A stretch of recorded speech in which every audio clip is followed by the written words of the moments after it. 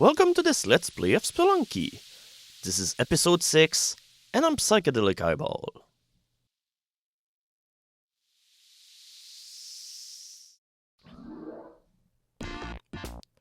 Well, things are sounding a whole lot more cheerful in the lobby all of a sudden. Since the shortcut station is finally done, here we have it, we can finally go to the jungle whenever we want. But the tunnel man here warns us that if we go through the door, we won't be able to get a high score in fastest time. Yeah, I really wanted to give him a high five, but unfortunately my whip went down on its own. So here we go, have a good nap of sleep. Wait, a good nap of sleep?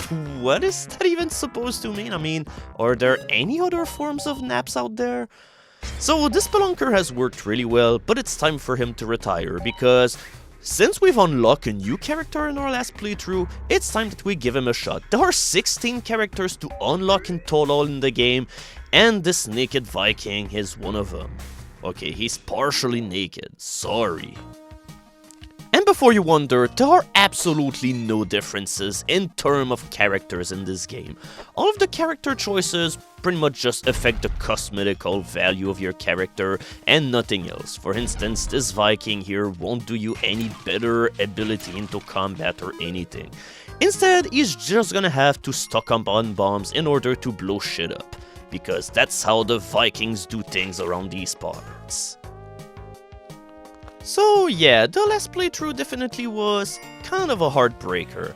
I mean, we went so far and yet we pretty much stumbled at the last obstacle.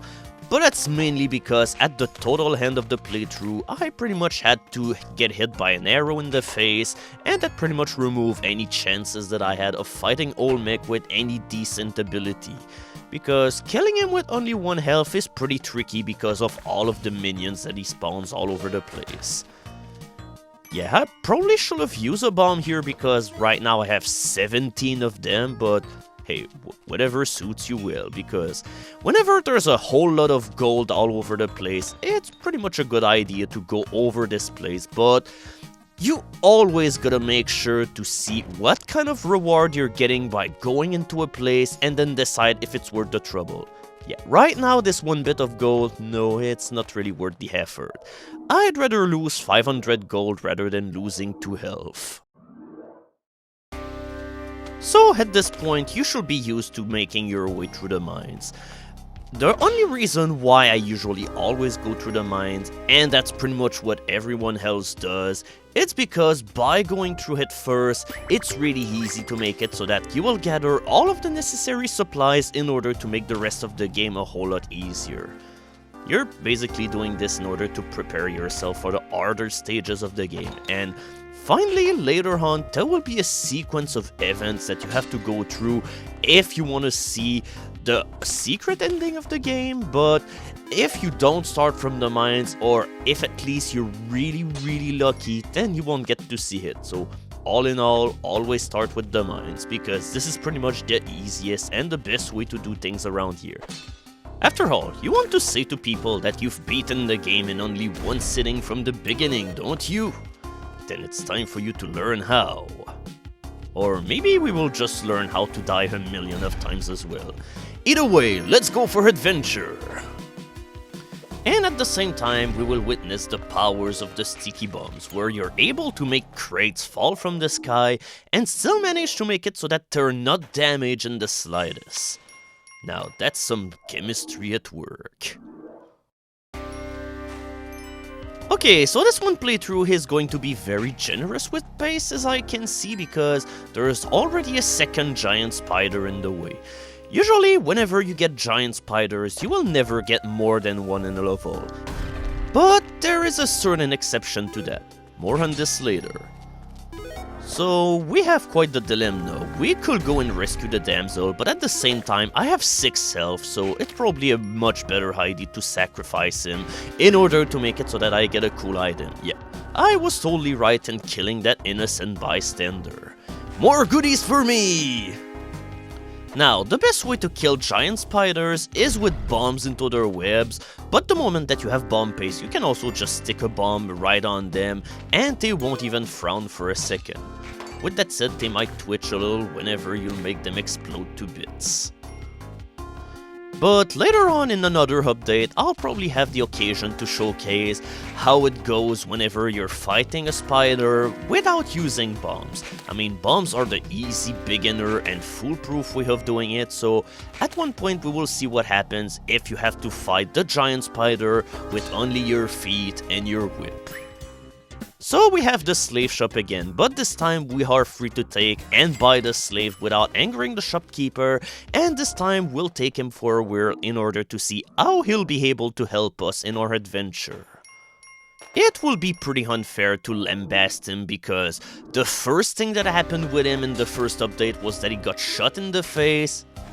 Okay, I withdraw what I said because he's pretty much going to be completely useless. This guy just almost managed to single-handedly kill me because if there were any spikes down here, by whipping me down here, I would have died with only one hit. So all in all, I can't really say that you're doing your job well, but I guess I don't really have a choice but to keep you around for another bit. And yeah, your hired help, quote unquote, can also pick up items, but usually it's just stuff like rocks, pots, and all sort of things. The kind of things that pretty much are predictable in their way of acting, and oops, okay, I think that we've just lost any favor that we had with Callie with that last sacrifice that we did earlier, but okay, here comes the spiders. Now, come on, give me a hand. Yeah, what the hell is he even doing? He's not even trying to fight. He just ran onto those people and just charged in with a rock, just wanting to show them the rock. Did I really pay $8,000 for this? Now, I'd ask you to carry the damsel, but I don't think that you will do well into that one instance. You're probably just going to show it to a giant spider. Hey, look at what I found in the street. This is such cute things, and I don't know what it is because I spent my entire life in the mines. Alright, now you have a rock. Show it to the spider in its face. I guess not. I can't really say that I'm pleased right now. But alright, at least this one level is over and... What are you even doing? Just take the iron road. It's like there's a choice of two paths. Why are you trying to go through the solid wall? Yeah, you pretty much have to babysit them around. I don't know if bringing a slave to the end of the game will count for the achievement that you get for finishing the game with 2 people alive, but looking at him fair, to hell with doing that. Yeah, you know what? Now I have the choice to dispose of you. And here we go. It was the right thing to do because obviously everything bad that happened was his fault. So we have a new enemy over here and it's a red frog. Let's see what it's all about. Yeah, so I guess this is the thing that blew up the altar into that last update. So another mystery solved. So these are the fire frogs, and the moment that you kill them, they just seize around and they explode after a couple of seconds. So here's the queen bee again. If you remember it well, she gave us a valuable item at the other playthrough that we did, but unfortunately we died before collecting it. So either you throw sticky bombs in their face, or you look to a tiny corridor where they cannot fit, and you can finally claim your reward. She always gives you royal chili whenever she dies, and it gives you 4 hit points, so that's a very valuable item. So whenever there's a beehive into a jungle level, it's usually always worth investigating because those 4 extra bits of health always help. And by the way, the beehive will not always spawn into a jungle level. These are pretty much all random. Sometimes you can have up to 2 or even 3 beehives in one single playthrough, and some other time you will never see it ever. So you may remember this yellow ball that was really sticky and okay, what is... Okay, I'm really sorry, doggy. I really did not want that to happen, but how could I even tell this was a worm? So, yeah, wherever you are, rest in peace. Or rest in pieces. No, I am a very terrible person right now. One of the enemies that got a major overhaul in this game are the piranhas, because as you can see, they're about twice as fast as they were in the original Spelunky whenever you're underwater, so you always gotta plan your approach whenever you go down, and make it so that you will be able to get the jump on them before they surround you and chomp you to pieces. One of the most practical way of dealing with them is to make sure that... Wait, why is the doggy here? I thought that you got eaten alive, so why are you licking my face in gratitude? Okay, so I guess if I eventually see that worm again, I might be going in as well. And now we have another feature of the Ujet Eye. It allows you to see things that you normally will never see with your own eyes. Whenever it's glowing, it means that there's a secret door nearby, and the secret door is always in the jungle. And the faster it glows, the closest you are to the secret door. And here we go, it's a secret passage that leads to another level that you normally will never get to. But before we go there, we might as well go explore the level a little bit to make sure that we're not missing anything important. I mean, you never should say no to free crates. And we get our first parachute in the game. I'm surprised that it took us 6 updates in order to get there, but here we are. This is the most inexpensive item in the entire game, and whenever you fall down a huge shaft and you will start taking fall damage, it will automatically deploy and it will ensure that you won't get flat like a pancake. But the bad news about it is it's a single use only item, and since we have the cape, it's pretty much completely useless. So let's go see what's behind that secret passage, shall we? So we made our way to the black market. This is just a special area where the entire level is comprised of shops. Each of them sell random things to you. For instance, holy shit, this is the best shop ever. 1,000,000 of bombs are ripe for the taking. And we might as well go and buy some more of them, and yeah, probably should not have bothered with this plant. And the black market also sells this elusive item, the Ankh, but unfortunately it sells for $50,000, and right now we don't even have the money for that, so we're gonna have to go look for it into another playthrough. I might try to rob the shopkeeper in order to make it so that I'll be able to get to it, but it probably isn't the best of the idea. And we also get to see some other shops that we've never seen before. We have a kissing parlor that allows us to kiss damsels or manzels for a fee. And finally, the Wheel of Fortune. You can win either money or the item which is behind the door. This is the jackpot icon. Ow. Okay, unfortunately the skull is just you losing. Contrary to what I thought initially, I really thought that the skull would just be the shopkeepers killing you, but instead it's just you losing. Oh, god damn it, I just narrowly missed getting the gift. And Matok would have been so nice, and unfortunately we don't have the money to gamble anymore, so I guess we're gonna have to play the slots some other time. And yeah, when you're going to the black market, make sure you have a bunch of money with you, because otherwise you're not gonna... Oh, it's a good thing I had a shit ton of health, because otherwise I would have been dead. But it's a good idea to bring a lot of money to the black market, because you really won't find much money here to begin with, so you gotta come prepared.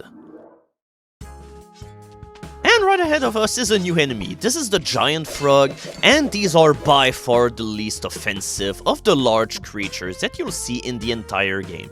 All that they do is do this really clumsy and low jump toward you, and they will spit frogs at you. And by the way, frogs are pretty much just like a spider upgrade. They will do these pretty high jumps toward you, they can be sometimes pretty hard to avoid, and contrary to spiders, they never need to be activated. As long as you're close enough to them, they will be able to attack.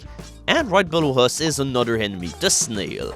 These are generally pretty harmless, but whenever they're below you like that, they can become very annoying, because then they will spit a shit ton of acid bubbles that will knock you around and stun you for a while, and whenever you get hit by a bunch of them, you can take a lot of damage, but the snails themselves and their bubbles are very slow and predictable, so for the most part, these are enemies that normally will never give you any trouble.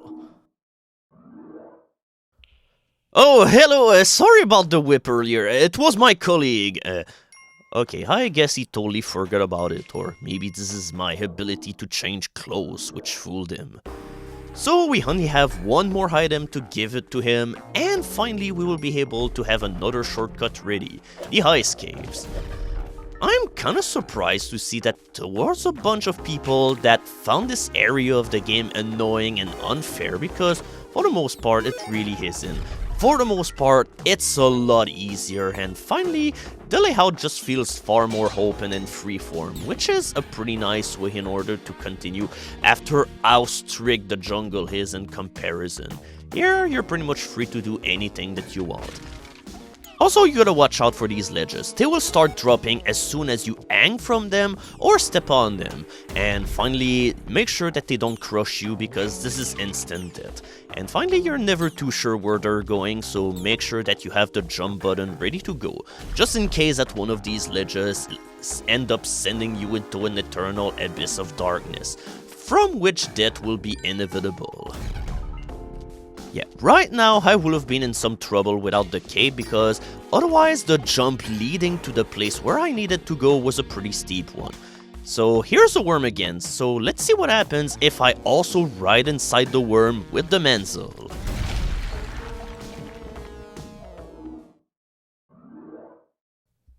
Oh boy, that really isn't looking too pretty right now. So in order to enter the worm, you must throw a damsel on it, and then it will eat it, and by riding the worm as it's eating him, you will be able to join in the fun.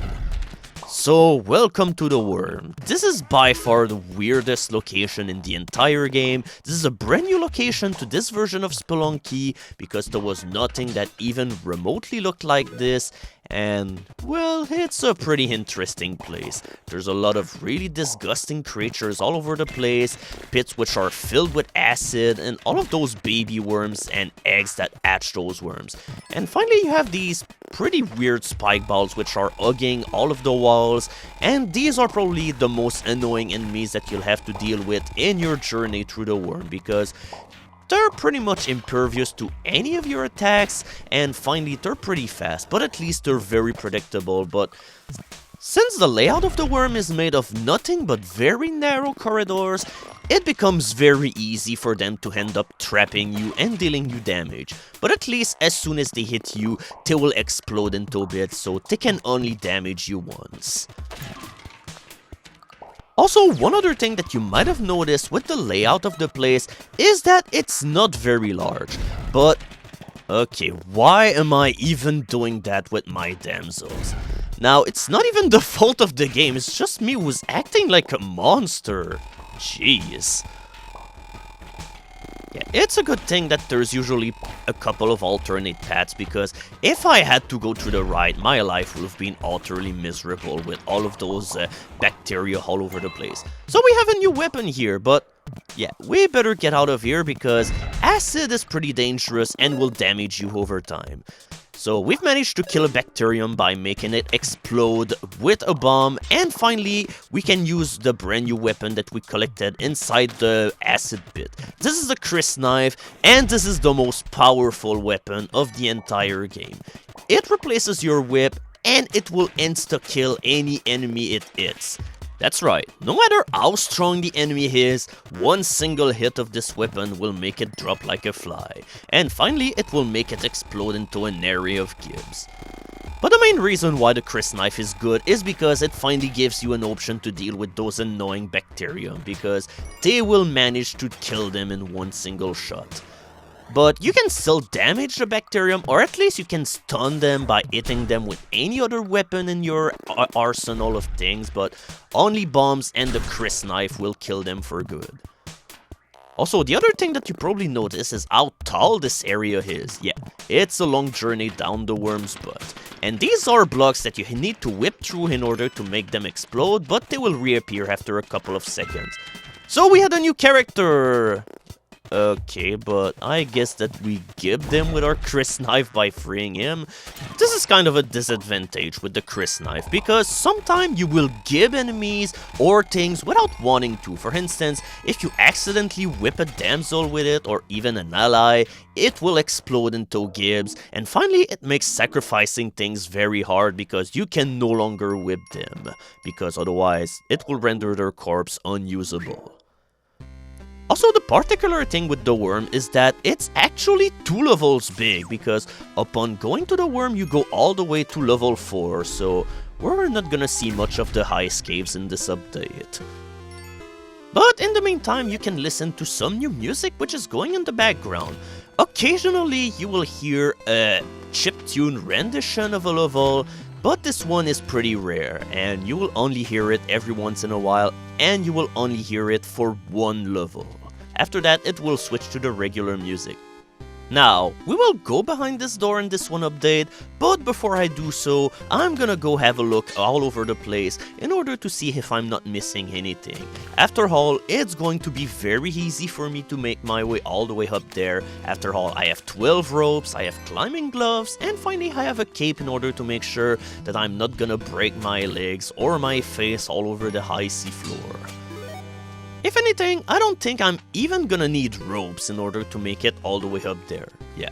And I don't think I even needed the climbing gloves to begin with, but it surely helps. And finally it helps whenever you're making your way up there. So, what is this entrance leading us to?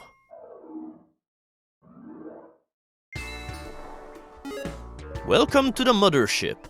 I have absolutely no clue why the aliens are basing their entire operations underground, but it still happens that they're there because why not? So this place is pretty much a clusterfuck of explosions, lasers, and everything that goes to kill you all at once. Also, this level does things completely backwards. You start at the bottom and you must go to the top. Therefore, climbing gloves, ropes, and jetpacks are highly encouraged, if not mandatory. So we're surrounded in a pretty bad position. We're surrounded by these 2 aliens that shoot these homing psychic blasts at us, and they're pretty much instant kill unless you have a shit ton of health. And oh god, I'm in a pickle! Okay. I think I'm alive somehow. So right on top of us is the alien queen. She shoots all of these projectiles that are pretty much its can, but it always takes a second or so in order for her to acquire you with her targeting. But with our Chris knife, she pretty much is a joke. So as a reward, you get the alien blaster, and holy fucking shit, what the hell is that gun? Yeah, this is the most awesome gun of the entire game, but it comes also with its drawback, because right here I'm not pausing just for fun, because this is pretty much the real firing rate of this gun. You can shoot pretty much 1 projectile every 3 or 4 seconds, but holy shit, what a projectile it is. This is hands down the... Oh! Okay, this is an awesome weapon, but unfortunately it's also very easy to kill yourself with it. So I guess we're gonna have to revisit the mothership eventually, because there's still a couple of things that we didn't cover in it, and finally, well, we do need to finish this on a 1 playthrough, do we? So that'll be it for this run, and stay tuned where we go back and see how we do things into the mines and beyond. Goodbye.